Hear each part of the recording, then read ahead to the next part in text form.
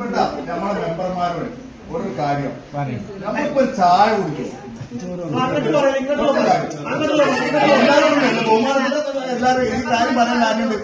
അതായത് നമ്മൾ ചായ കുടിച്ചു, ഈ ചായ നമ്മളിവിടെ വന്ന് പന്തിരുമ്പോ 10 രൂപയാണ്. 10 രൂപയാണ്.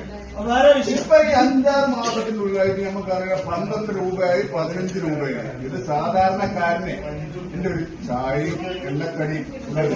അപ്പോൾ ചായക്ക് 15, ഒരു എണ്ണക്കടിക്ക് 15, 30 രൂപ, 20 രൂപയും.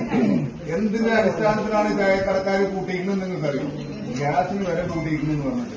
ഗ്യാസിന് വില കൂടിയിട്ട് ഒരാദ്യം 12 ആക്കി, 13 ആക്കി, ഇപ്പൊ 15 ആക്കി, കുറച്ച് ഓവറാക്കി. അത് 10 രൂപയല്ലതിന്റെ പകുതി അവിടെ കൂട്ടി 15 രൂപയാക്കി, ഇപ്പൊ 30 രൂപയായി.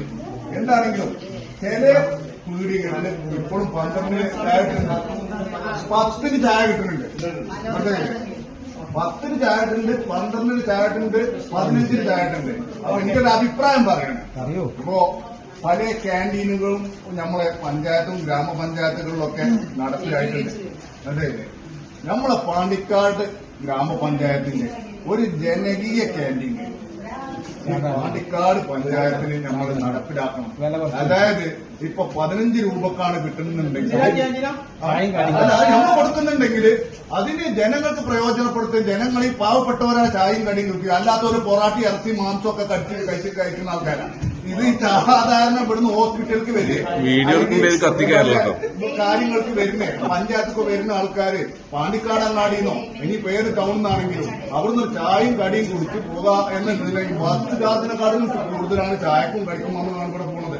മനസ്സിലായില്ലേ? അപ്പൊ പാണ്ടിക്കാട് ഗ്രാമപഞ്ചായത്ത് ഈ ജനങ്ങൾക്ക് വേണ്ടി നമ്മുടെ ടൗണിൽ ഒരു ക്യാൻറ്റീന് തുടങ്ങണം എന്നുണ്ടെങ്കിൽ